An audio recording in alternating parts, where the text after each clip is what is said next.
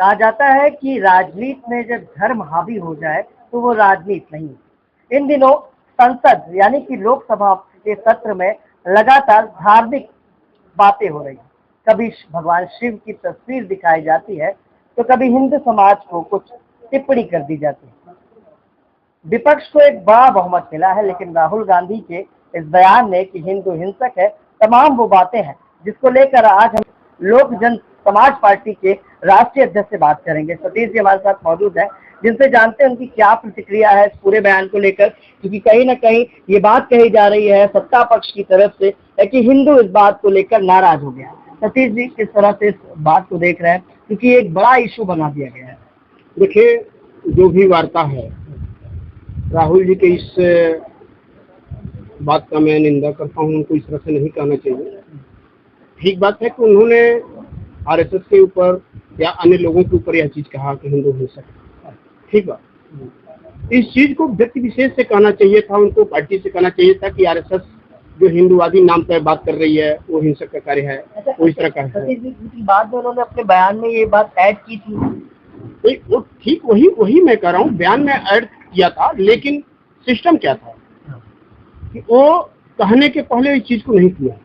जब विरोध होना शुरू हुआ तब उसको तोड़ के बताना शुरू। जबकि ऐसी बातें किसी को नहीं बोलनी चाहिए, चाहे सत्ता पक्ष हो या विपक्ष। मेरा मानना जो है, सत्ता पक्ष को जो भी कार्य कर रहा है उसे हमें बड़े बारीकी से देखना होता है और हम उसके हर कार्यक्रमों का सच्चाई का साथ देते हैं और उसके बुराइयों का विरोध करते हैं। लेकिन सत्ता पक्ष का तो पुराना ये नीति रहा, वो जो करे वो रासलीला, दूसरा करे तो कैरेक्टर ढीला। क्योंकि अभी सत्ता पक्ष आज जो वर्तमान में है, उनके कुछ नेता हनुमान जी की जाति बताए थे, फिर रामचंद्र जी की जाति बताए थे, कृष्ण की जाति बताए थे। तो जातीयता की और धार्मिक उन्माद की राजनीति करते हैं।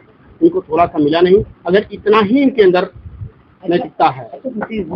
एक राजनीतिक पार्टी के आप नेता हैं, अध्यक्ष, क्या लगता है, कहा जाता है पुरानी कहावतें भी है और कई राजनेताओं ने, कई महापुरुषों ने बात कही है कि जब राजनीति में धर्म हावी हो जाए तो वो राजनीति नहीं रहती। वही चीज राजनीति कहीं है नहीं, इसलिए कि धर्म की व्यवस्था ये है। आप इस चीज को भली भांति जानते हैं कि भारतीय जनता पार्टी सरकार में इस समय है और इस बार तीसरी बार रिपीट किया। महिला सशक्तिकरण का बड़ी जोर शोर से वो लोग जब अपना बयान देते हैं और मुद्दा भी उठाते हैं, लेकिन महिलाओं को कितना ये पीड़ित करते हैं इसका बखूबी आपको अंदाजा लोकसभा का जो संसद भवन बना हुआ है उसके उद्घाटन में नजर आ गया होगा कि देश की प्रथम महिला श्रीमती द्रौपदी मुर्मू जी, आदिवासी क्षेत्र से दलित, उनको उद्घाटन में नहीं बुलाया जाता। और महिलाओं की सशक्तिकरण जोरों पर चल रही है, दलितों की इज्जत सम्मान जोरों पर चल रही कि हम इनको सम्मानित कर रहे हैं, लेकिन बुलाया नहीं जाता। और दूसरी चीज हम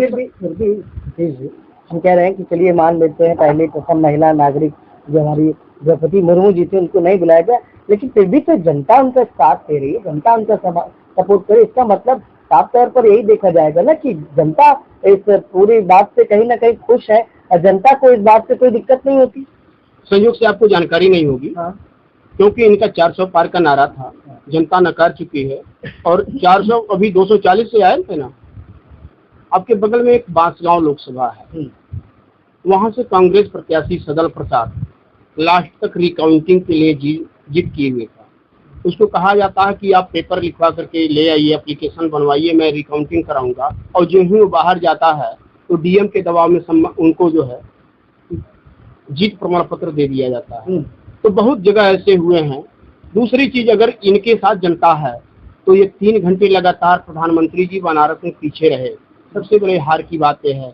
आम जनता में चले जाइए, चुनाव में तो ये सब होता ही रहता जी नहीं, प्रधानमंत्री के साथ अगर ऐसा होता तो ये ऐसे तो उनको रही है। चुनाव है, फिर भी जीते किस तरह से जीते, इस चीज को आप देख रहे हैं जी, किस तरह से जीते चुनाव, जीते किस तरह से, क्योंकि सिर्फ इनकी लाठी है, इनका भैंस भी है। के मुताबिक बनारस में भी चुनाव जीते गलत तरीके से। बनारस से सुनिए, मैं बता दूं बनारस की जानकारी, आप नहीं गए होंगे। वहां कुछ ऐसे प्रत्याशियों को भी इन्होंने डराया धमकाया, क्योंकि मैं अपने प्रत्याशी का नामांकन खरीदवाने गया था, मैं मौजूद था और उसका गवाह मैं रहा। और ये मैं स्टैंप पर लिख कर दे सकता हूँ।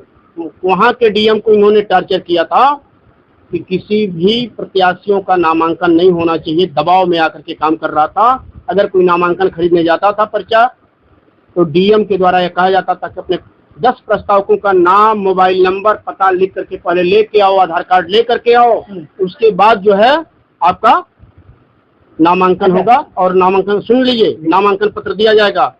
और जो ही वो 10 लोगों का नाम दे देता था, तो रात में अधिकारी से फोन करवाया जाता था, तुम्हारे ऊपर मुकदमा लग जाएगा, तुम प्रस्ताव मत बनो। अच्छा, डर जाते थे, डराना गया। अच्छा सर, विपक्ष एक चीज को लेकर और विरोध में है, संगोल को, जो संसद भवन में संगोल रखा गया है, उसके बारे में आप क्या सोचते हैं, क्या कुछ कहते हैं?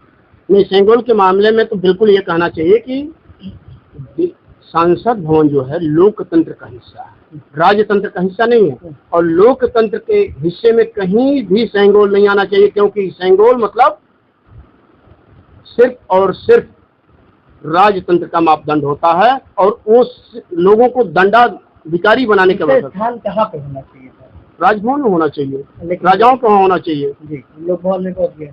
उनके संसद भवन में जाने का मतलब ये है कि तानाशाह है, हिटलर वाली रवैया अपना रहे हैं। और हिटलर, अब इनकी ही एक कहानी आप देख लीजिए, हम भी पूजा करने जाते हैं, आप भी पूजा करने जाते हैं, अपने आगे पीछे कैमरे नहीं लगवाते।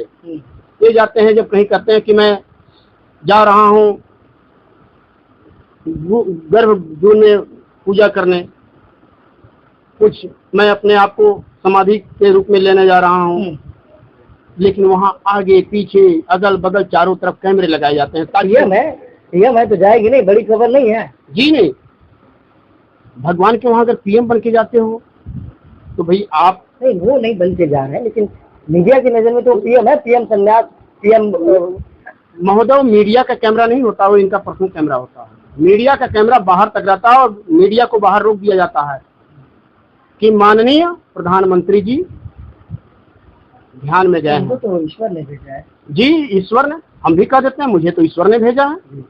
मुझे तो, चूंकि देखिए आपका लखनऊ लक्ष्मणपुरी है और हनुमान जी का बसाया हुआ शहर है, ठीक।